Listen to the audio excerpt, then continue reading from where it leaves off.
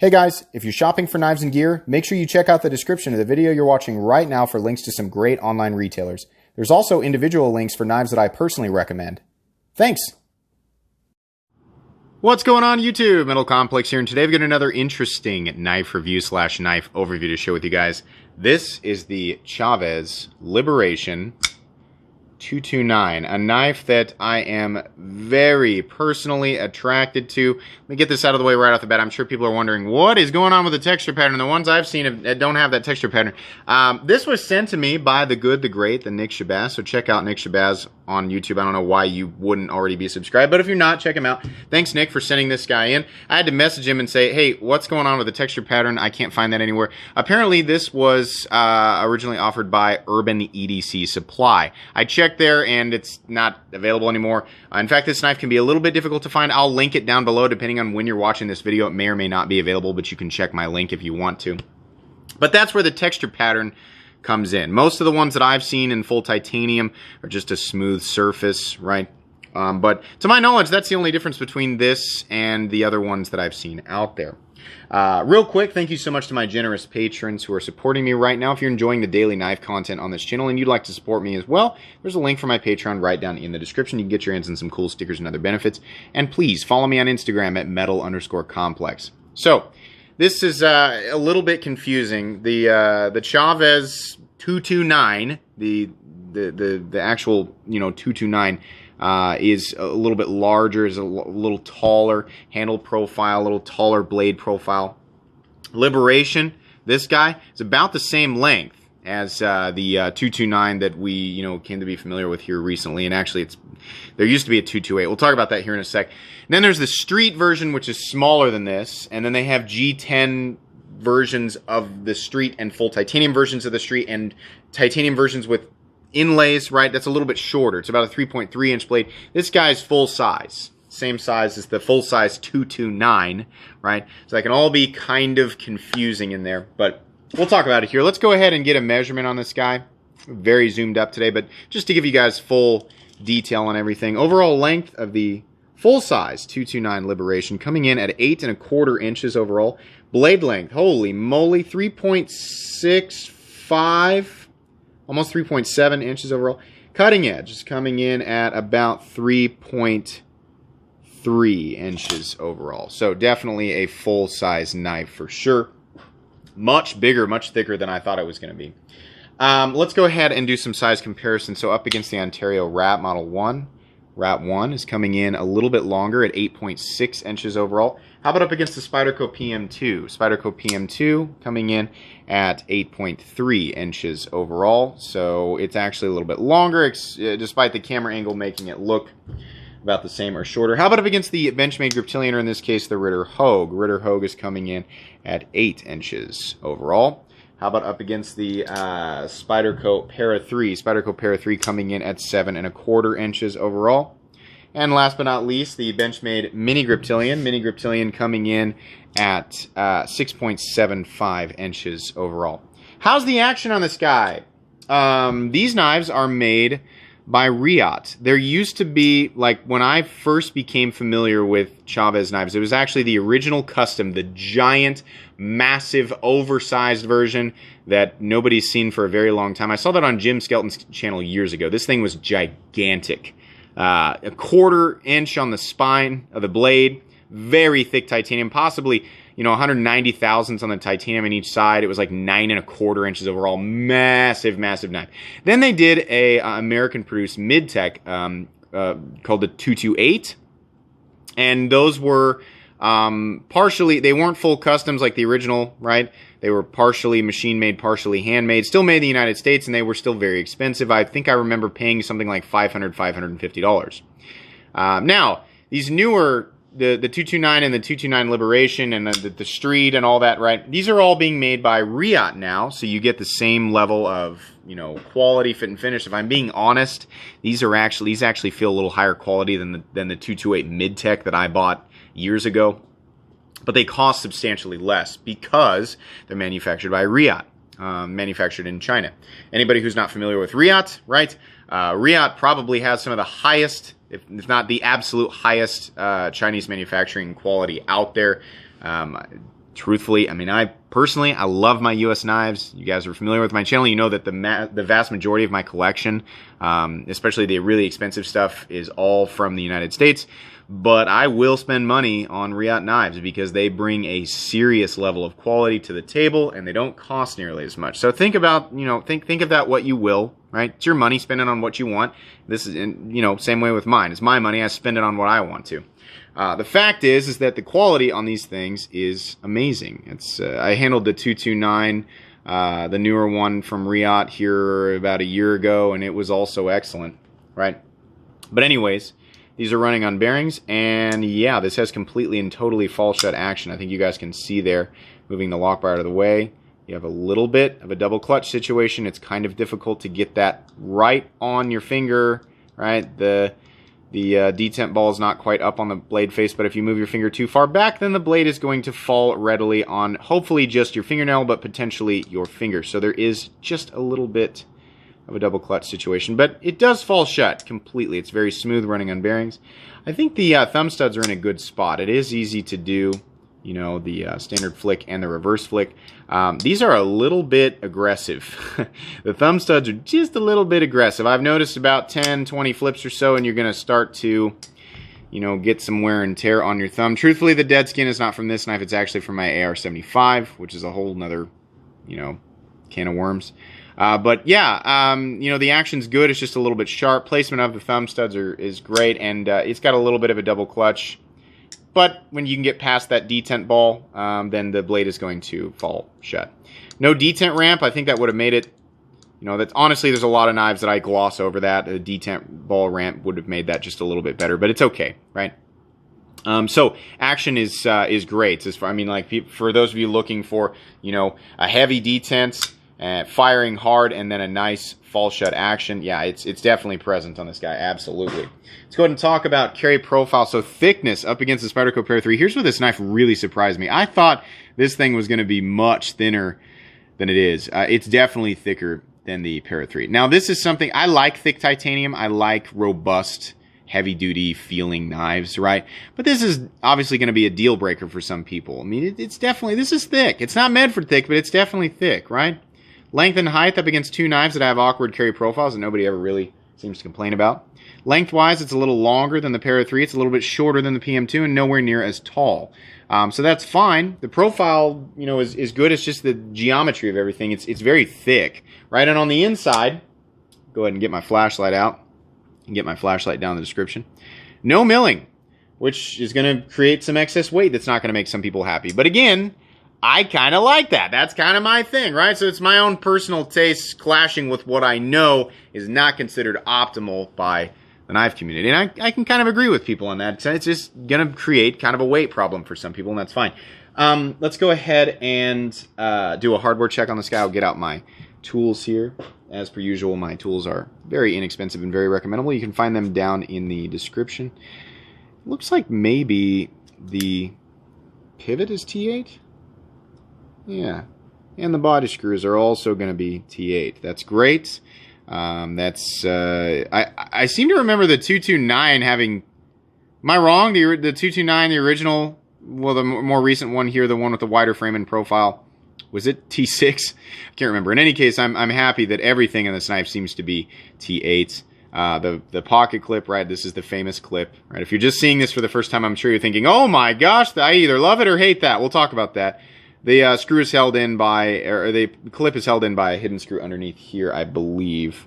Which, yeah, you can just barely, there we go. Some hidden screws in there. So that's kind of neat. But everything is T8. And it's pretty minimal. You've got the pivot, which I'm sure is captive. Not going to take it apart. And then you've got the two body screws and there's a backspacer. That's great. This is a frame lock. It's not going to be difficult to take apart. Everything's T8. I don't have a problem with that. That's fine. Let's go ahead and talk about weight and blade stock. We'll get a measurement on the blade stock. That looks like 155 to 165 thousandths to me. Let's go ahead and measure it. Yeah, 155 to 160 thousandths is what we're going to be at there. Like I said, pretty thick titanium, pretty heavy knife, no internal milling. I'm going to guess this guy weighs at least 6 ounces. Okay, a little less than that. 5.78 ounces. Still gonna, this is right in my preferred, honestly, like there's so many things about this knife that make it preferable for me, from the full titanium monochromatic look, to the texturing, right? The thickness of the titanium, the thickness of the blade, the simple lines, right? There's a lot here that I like. But I found, you know, I don't share the same types of tastes with everybody, obviously. So for people carrying smaller knives, right? Maybe you've got, your pants are a little more fitted, right? You like lighter weight knives. This definitely isn't going to be your cup of tea. This is, wear it in jeans. Kind of, you know, been used to carrying heavier, more robust knives, right? If you're used to carrying a full titanium, thick, heavy knife, right? It's not insane. 5.75 ounces isn't insane. It's honestly kind of impressive, considering what we've got going on here, right?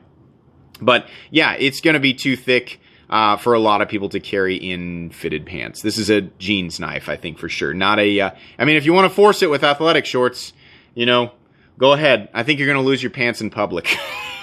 But, yeah, it's definitely, it's robust, right? Let's go ahead and talk about the aesthetic of this. This is a beautiful knife to me. This is a very good-looking, very simple handle profile. Ramon Chaves has always had this sort of squared-off back end, straight spine, large, I'm going to call this the primary choil, and then generally he has some type of forward choil. This is all very nice. It's been nicely knocked down in this area here, but where there are some, there are points, right? Like this point up here is fine, but this part right here is a little bit angular. Back here, it's a little bit pointy, right? The chamfering off the main flat of the scale is very good, but there are hard angles on this knife. Now, where you're naturally going to put your hands, though, like the main position where you're going to put your hands, right here, honestly, I'm not feeling much of that. Maybe a little bit up here. There's kind of a little bit of a pointy angle right there that I'm feeling, right? Not so much feeling this area here. It is present, right? If you're using it and you're really kind of choking back on it a bit and you're getting into this area, you're definitely going to feel it, right? I'm not so much worried about back there, but yeah, it's there. This area here suggests that it might be a forward choil. Yeah, no, that's like a single nut. Honestly, I could have just either give me a full forward choil, right? I've got pretty normal sized hands. Give me a full forward choil, or just give me a little bit more blade, right? Maybe it's because, you know, the way that he put it there, maybe it's to keep the blade out of the cutting path. So if you have additional blade, right, then your straight down push cuts would be running into the stud, right? So I'd say just give me a little bit more forward choil, right? I'm not going to miss that much cutting edge. I'm just not. So that's kind of awkward, but okay, it is what it is. I love this texture pattern. That is just beautiful. Like I said, this came from Urban EDC Supply. Wish I could tell you guys that there are going to be more of these available, you know, in this texture pattern, but I honestly don't know. But the ones that I generally see are just a full tumbled titanium. I'm sure they've got different versions where there's like micarta, and you know, I know they have a version of this with a G10 front scale, which by the way is going to make it weigh probably substantially less. Might shave an ounce off of the weight, which is going to be much more preferable to some people. I'm always going to go for the full titanium, so this looks good. Love the tumbling that they do. It's just a little bit of reflectivity, right? It's kind of matte, kind of shiny, right? More matte than shiny, I guess, but it's weird, right? You can see the light reflecting off of it, but it's still got that kind of, you know, showroom concrete look when you're on the inside of a dealership. It just looks nice, right? I love the look of the hardware, slightly raised, right? But that creates excess thickness. I just don't care. I like how this looks, the angles coming off of that. It just looks nice. I like the backspacer. Just continuous. They could have done a gear pattern or some diamond texturing on there to give it a little more contrast, whatever. It looks nice the way that it is, nice and flush. Right? Fit and finish on this is just perfect. This is a Riot knife. I've never had an issue with a Riot knife. I mean, this feels like Riot. It's just great. The blade, ugh. The D10 on this guy can be a little bit heavy. You got to make sure that you're not over here on the frame lock. You got to make sure that you're engaging this at exactly the right angle, which is about approach it from the bottom, and you're going to be pushing that way, and that's going to deploy it. And it's still going to catch your finger, though. It's heavy. I mean, it's still going to put it's still going to put a dent in your finger. It's heavy, right? The blade is beautiful. It's a nice, simple drop point blade with a flat that carries out about 70% the length of the blade, carrying an enormous amount of thickness and durability out to the tip. Behind the edge, somewhat thick. It's not crazy thick. It's definitely not thin, right? It's fine. This blade is gonna, obviously it's gonna create more trouble for you pushing it into a thick piece of cardboard than like an open L, right? But blades, of varying thicknesses can be more or less versatile in, an infinite number of circumstances. So is it sharp enough to slice? Is it sharp enough for EDC stuff? Sure, yeah. It's also, robust enough to take out and beat on, right? This might look like pocket jewelry or dressy knife or a knife that's an art knife, something that's not actually made to be used.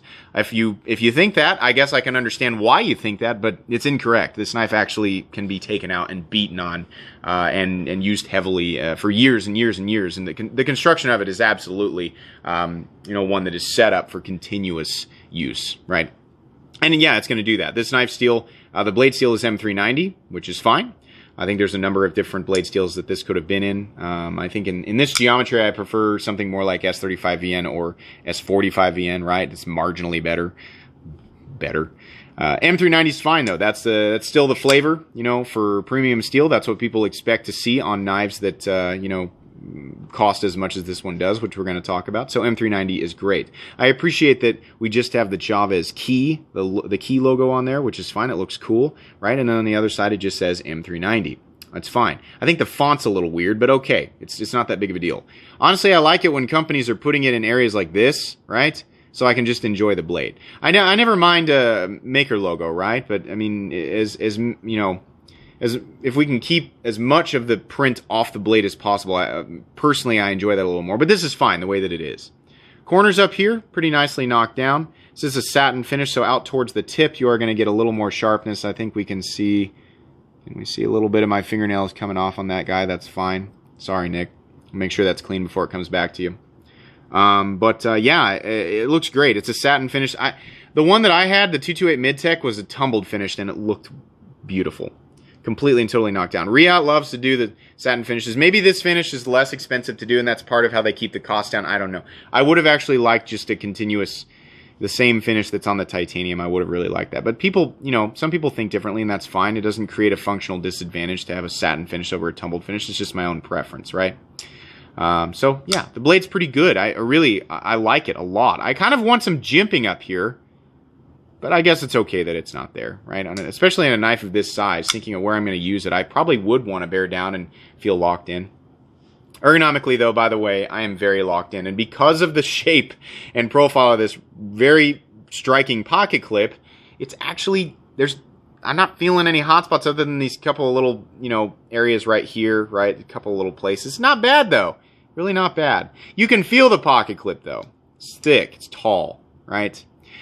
This is the clip that's very polarizing, right? If you're watching this video and you haven't looked in the comments section yet, go ahead and open it up. You're going to see a whole bunch of, very strongly opinionated comments about the pocket clip. People are going to say, I love it, it's distinguishing, right? You always know when I'm looking at a Chaves because of the pocket clip. I hate it, it just looks ridiculous. It looks like a duck skull, right? It's completely unnecessary. They should have used something that, was way more simplistic. And this, it's going to continue on forever. Here's a fact. The fact that it is so polarizing and striking is part of the reason that there's so much draw to this knife. So I kind of think it was a genius move on his part. The pocket clip is functional, by the way. Honestly, in and out of the pocket, it does have a continuous rise. It's nicely knocked down all the way around. And it carries fairly deep. There's not a lot sticking up out of your pocket, but you are going to have this whole skull clip thing hanging out of your pocket. So it is functional, right? It's just kind of thick. It adds some extra thickness to an already thick knife.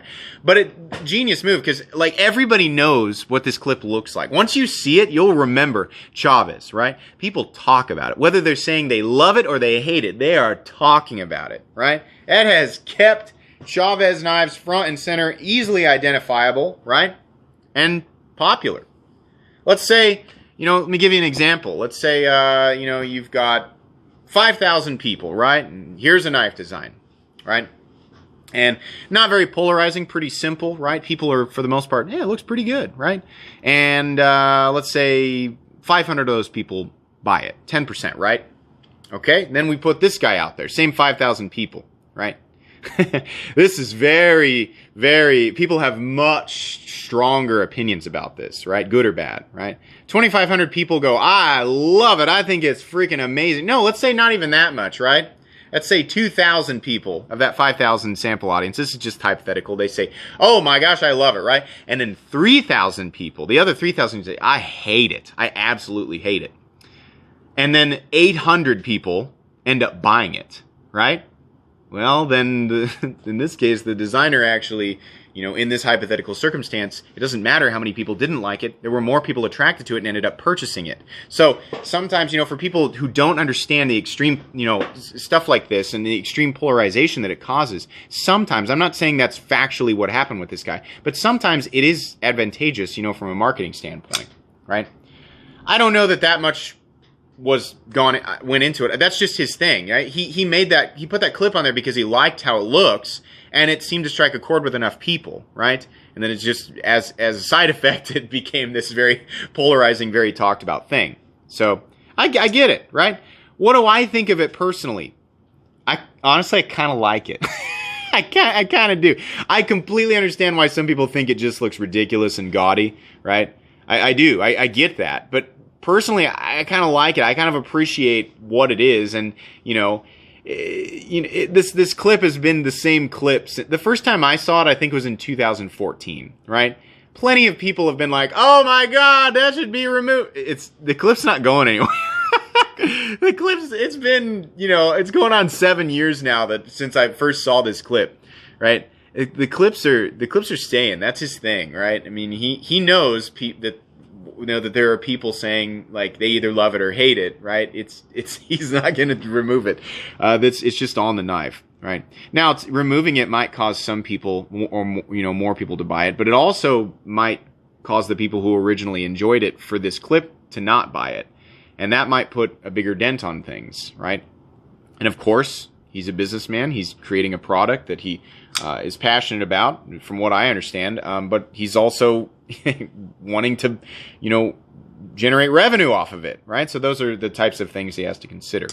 A lot of people might say, why doesn't he make some with a regular clip and some with a skull clip? I don't know. I'm sure there's a lot more that goes into it. I'm speculating. I don't work for Chaves Knives. I'm just a reviewer. I'm just guessing, right? I'm putting myself in that perspective, right? In the most basic way.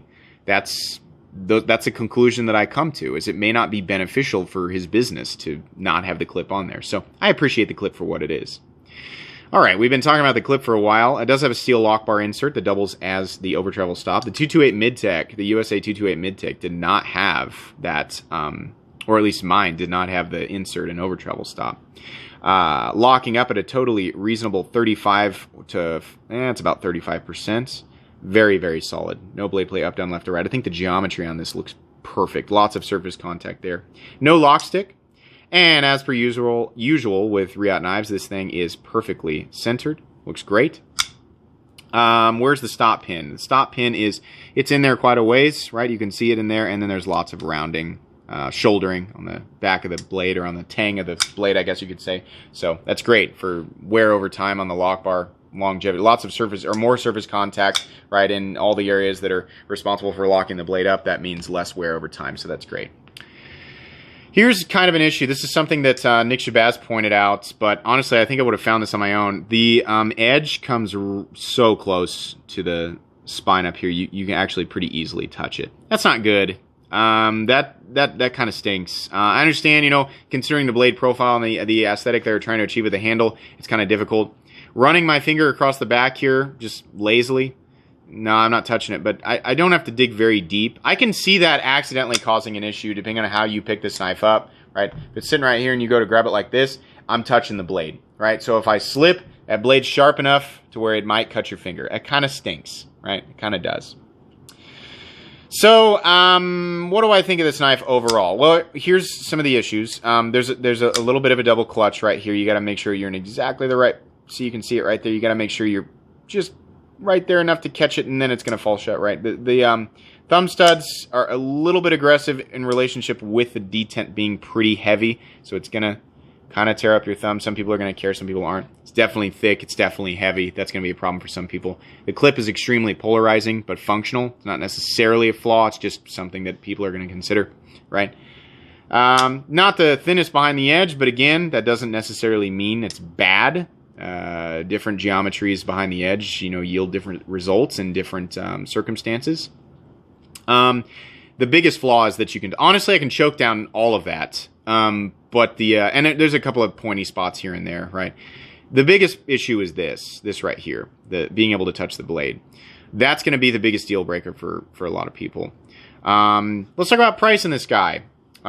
This is a surprise. This exact version of it, well, minus the texturing, you have to imagine, because I don't know what this version ran. Maybe you pay an extra 25, maybe you pay an extra 50 bucks for the texturing, I don't know.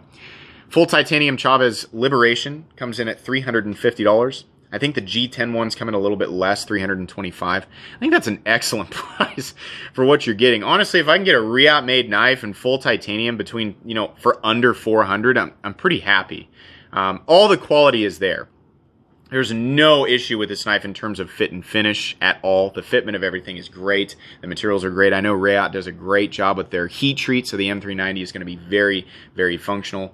And not all M390 is created equal. It absolutely depends on the heat treat, right? So for people wanting to point out, Tucson makes M390 in titanium and I can get it for under 200. But factually, in my opinion, of all the Tucsons I've handled, right? I always say this in every, it's not in the same zone by a long shot in terms of fit and finish and quality. There's a lot of clunkiness coming from Tucson, and there's also a lot of inconsistency in their heat treat. So I'd be careful, right? If Tucson comes around and they start, their heat treats are, across the board for these higher end steels they're using like S90V and M390, right? If it's very, very consistent and they're still coming in at under $200, okay, I'll take another look, right? Their fit and finish needs to be stepped up, even considering, right, what you're getting for the money. I think Kaiser makes a much, more consistent knife between the $100 and $200 mark than Tucson does using the same materials, right? People seem to forget about Kaiser. We talk about that. But none of these hold a candle in terms of consistency of quality and heat treat, right? All of that. None of that. They're not anywhere close to Riot. So the price is justified, in my opinion. If you value that stuff, which you should, well, I say should, right? You can if you want to. It's your money. Do what you want with it. Then yeah, I think this is a great price. Ah, man, recommendable or not recommendable, it's hard, right? I think if you're conscious of that edge back there and you don't dig into it, you're probably going to be okay, but you can touch it, right? The other little things are pretty nitpicky, and you have to really love the clip, right? So, not in a general sense is it recommendable, right? It's definitely not going to be for everybody. The clip is polarizing, the thickness and the weight is polarizing. There's too many elements here that too many people are going to be about, right? But it is beautiful. And I think, especially if you can overlook or just be conscious of that edge back here, I think you're going to be okay, and you're really, really going to enjoy this, right? I mean, honestly, if this were mine, yeah, I did a video here recently about all of my favorite knives having some pretty major flaws, and I just love them anyway.